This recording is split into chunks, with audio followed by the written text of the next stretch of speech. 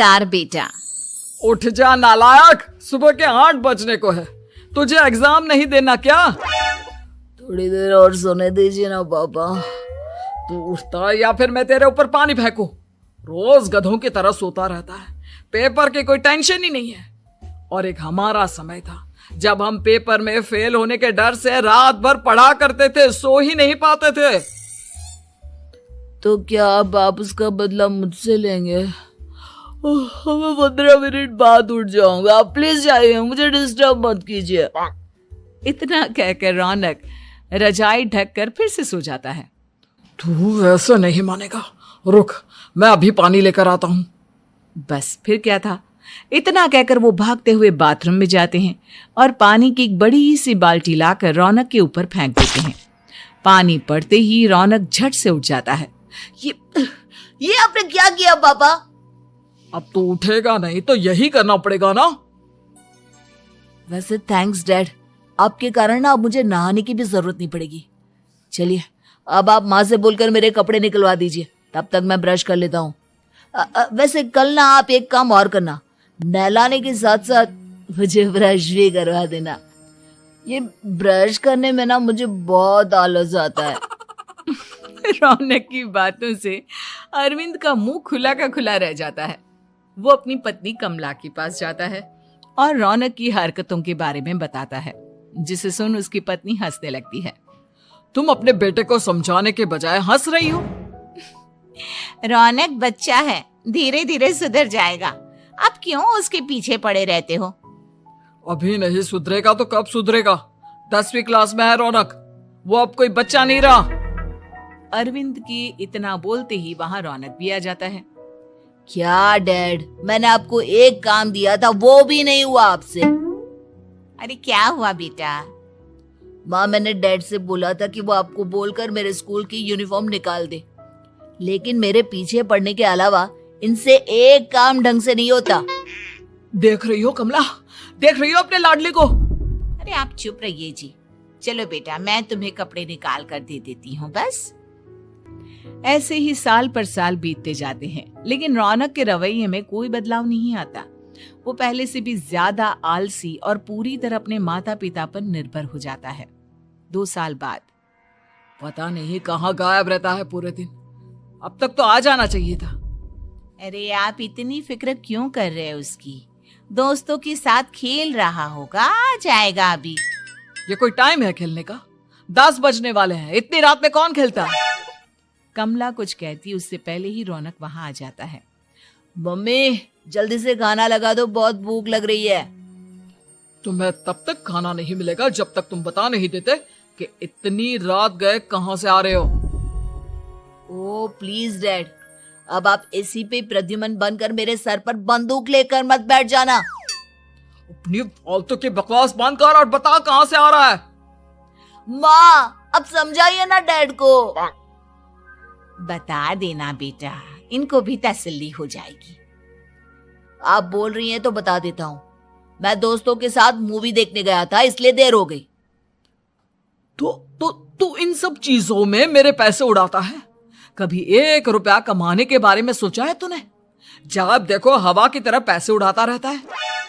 माँ अब आप इन्हें चुप करा दीजिए, वरना ना मुझे गुस्सा आ जाएगा। अच्छा क्या कर लेगा?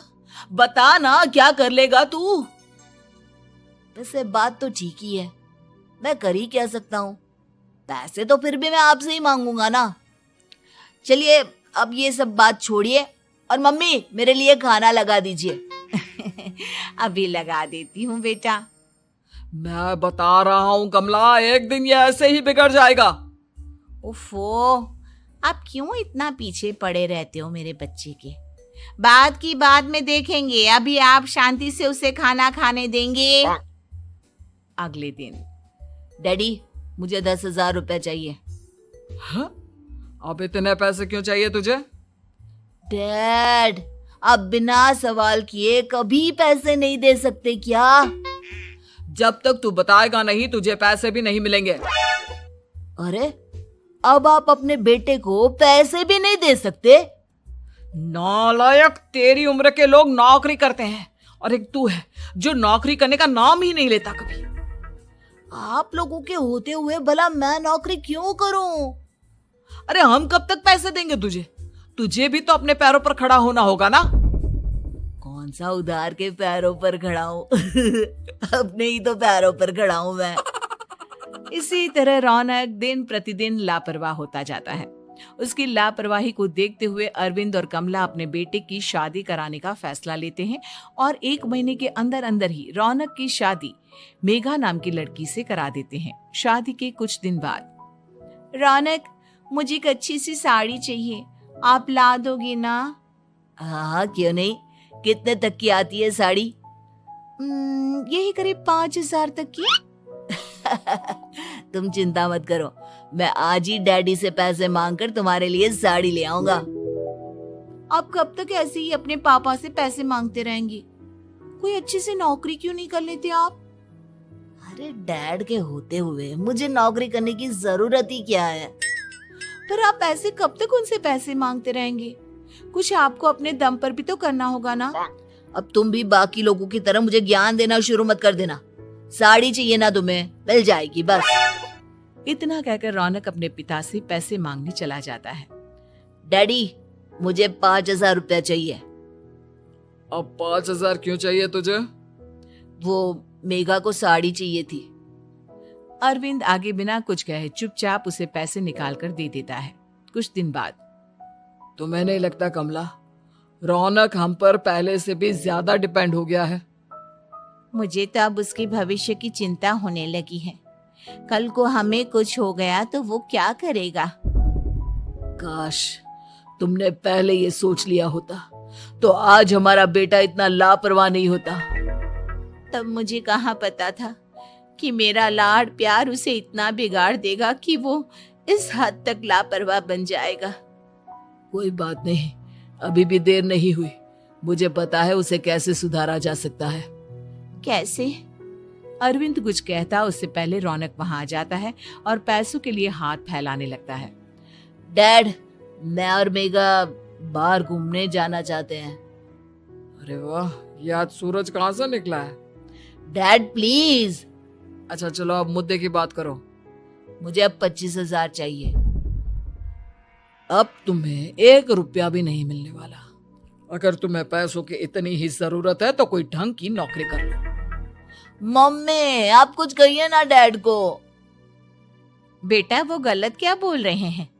ये सब हम तेरे भले के लिए ही तो कर रहे हैं। मम्मा, मैंने बताया ना आपको, मुझे नहीं करनी कोई जॉब वॉब। तो ठीक है, निकल जाओ हमारे घर से। तुम्हारे जैसे लोगों के लिए मैंने ये घर खड़ा नहीं किया है।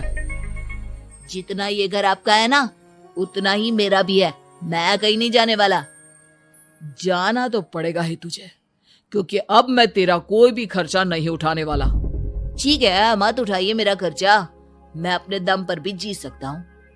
तो बेशर्मों की तरह अब तक यहाँ क्यों खड़ा है? अपना सामान ले और निकल जाए यहाँ से। रौनक पैर पटकते हुए वहां से चला जाता है। घर से निकालना जरूरी है क्या उसे? बिना पैसों के कौन रखेगा उसे किराए पर?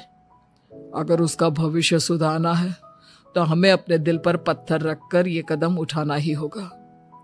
दोनों बात कर रहे होते हैं कि रौनक अपनी पत्नी के साथ एक बड़ा सा बैग लेकर घर से निकल जाता है, लेकिन घर से बाहर उसे कोई भी मुफ्त में अपने घर किराए पर नहीं रखता। अंत में थक हार कर वो फिर से अपने घर चला जाता है। क्या हुआ? थोड़ी देर पहले तो दहाड़ते हुए घर से निकला था, अब क्या हुआ?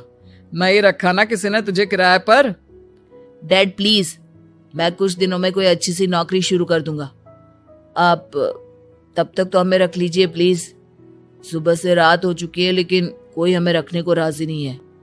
अब आप ही बताइए, इतनी रात को मैं मेघा को लेकर कहाँ जाऊंगा? ठीक है, बहू की वजह से मैं तुझे घर पर रख रहा हूँ, लेकिन तू इस घर में एक बेटे की नहीं बल्कि एक किराएदार की हैसियत से रहेगा। 3 महीने हैं तेरे पास। इन 3 महीनों के अंदर अंदर मुझे तेरी पहली तनख्वाह हाथ में चाहिए, समझ गया? पक्का डैड, इन 3 महीनों के अंदर अंदर तो कोई बढ़िया सी नौकरी ढूंढ ही लूंगा मैं। ऐसे ही धीरे धीरे समय बीतने लगता है और अरविंद के दिए 3 महीनों में से 2 महीने बीत चुके होते हैं। पापा जी ने हमें 3 महीने दिए थे, जिसमें से 2 महीने तो बीत चुके हैं। अब ये आखिरी महीना बचा है।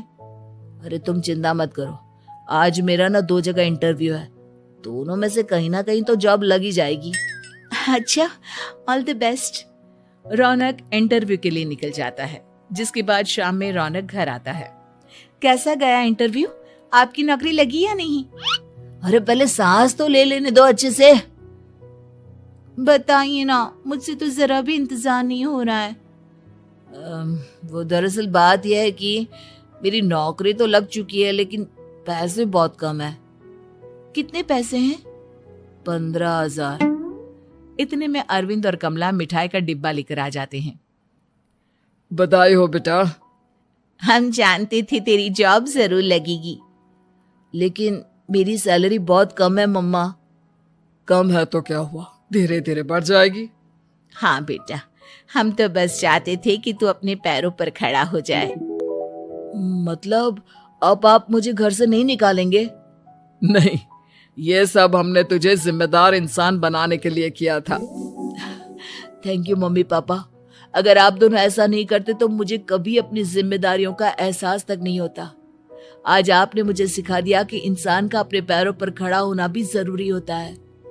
इतना कहकर रौनक झट से अपने माता पिता के गले लग जाता है और अपनी कमाई की पहली तनख्वाह वो अपने माता पिता के हाथ में सौंपता है। इस तरह रौनक एक गैर जिम्मेदार व्यक्ति से एक जिम्मेदार व्यक्ति